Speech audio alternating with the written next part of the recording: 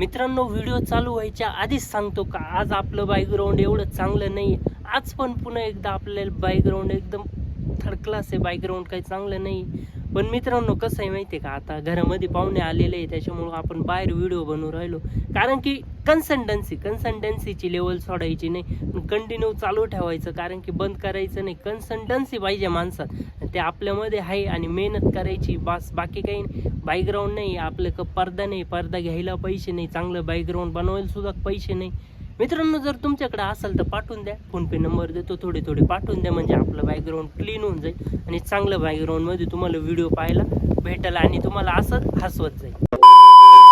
तर नमस्कार मित्रांनो, स्वागत आहे आपल्या सर्वांचं पुन्हा एकदा एका नवीन रोस्ट व्हिडिओमध्ये. आणि आज आपण बोलणार आहे रील स्टार माधवी कुंभार बद्दल. सॉरी, रील स्टार नाही, गुन्हेगार माधवी कुंभार बद्दल.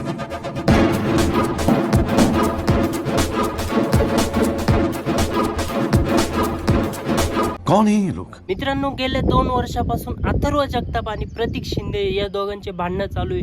आणि रील्सवरती, इंस्टावरती खूप मारामाऱ्या आणि खूप भांडणं चालू आहे. एकमेकाला ट्रोल करते गेल्या 2-4 वर्षापासून. तर मित्रांनो, अथर्व जगताप प्रतीक शिंदेचा विरोधक आहे आणि प्रतीक शिंदे अथर्व जगतापचा विरोधक आहे. तर प्रतीक शिंदे तर आता जेलमध्ये गेलाय.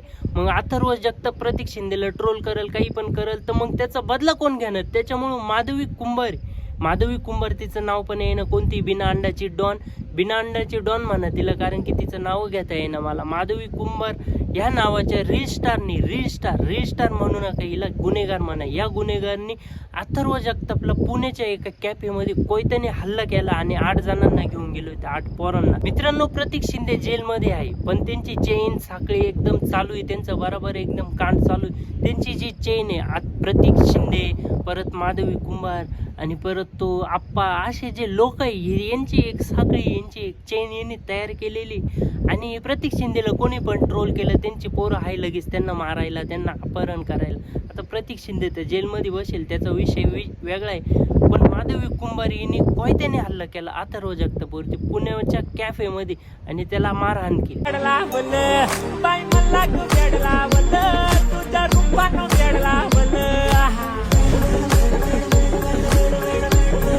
बिना अंडाचे डॉन आपली माधवी कुमार एकदम भाई, एकदम डॉन वाणी वागू राहिली. तिला असं वाटू राहिलं की मी डॉन आहे. अरे, लोकांनी तुला बनवलंय, तू विसरू नको, पण पाय जमिनीवरतीच ठेव, काला वरती उडू राहिली. आणि आता गुन्हेगार मध्ये घुसले, आता लोकांना मारायला चालू केलं. अरे, लाईक्स फॉलोसाठी ठीक आहे, पण गाड्या घुमव ना, लोकांना काला घुमू राहिली, कोयते काला घुमू राहिली. तुम्हाला जर आता रील स्टार बनायचं असेल तर तुम्हाला आधी एक फॉर्म भरावं लागेल. तुम्हाला गुन्हेगारीचा एक फॉर्म दिला जाईल आणि त्याच्यावरती लिहिले जाईल की तुम्ही काही गुन्हा केला आहे का, तुमच्यावरती काही आरोप आहे का, तुम्ही निर्दोष आहे का दोषी आहे, तुम्हाला सगळं विचारलं जाईल. तो तुम्हाला फॉर्म भरावा लागेल आणि गुन्हा तुम्हाला दाखवायला लागेल का आम्ही एवढे गुन्हे केले. त्याच्यानंतरच तुम्हाला रील स्टार बनवलं. जेव्हा तुम्ही 0 पासून सुरुवात केली होती, 0 पासून सुरुवात केली होती, तुम्ही लोकांकडून भीक मागत होते, आम्हाला लाईक्स द्या, आम्हाला फॉलोअर्स द्या. लोकांकडून भिका मागून लाईक्स आणि फॉलोअर्स घेतले आणि आता तुम्ही फॉलोअर्स घेऊन बसले. तर तुम्हाला असं वाटतंय आम्ही बादशाह आहे, आम्ही किंग आहे, आम्ही डॉन आहे, आम्ही भाई, आम्ही सगळ्यांच्या वरती, आमच्या खाली दुनिया आहे, आमच्या खाली जमीन आहे, आमच्या खाली सगळे किडे मोकडे, आणि आम्ही बादशाह आहे. अरे माधवी दीदी, तू एवढं काला वरती जाऊ राहिली? तुला असं वाटू राहिलं सरकार, कानून, खूप काही गोष्टी राहत्या आणि त्या गोष्टी समजून घे. तू फक्त रील स्टार आहे, रील स्टार. तू आता गुन्हेगार झाली आहे, गुन्हा करू नको. अशा काय येडपाट अवलदी काय माहिती.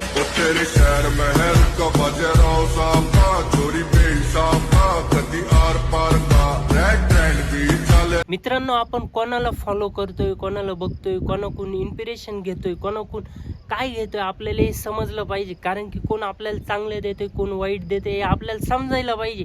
याच्या येड्या अंगार भांगर अवलादी यांना तुम्ही फॉलो करताय, यांना तुम्ही डोक्यावर बसवते, यांना तुम्ही स्टार बनवते आणि स्टार झाल्यानंतर विसरून जाते. तुम्हाला हे समजतंय का आम्ही सर्वच आहे, आम्ही सगळं काही.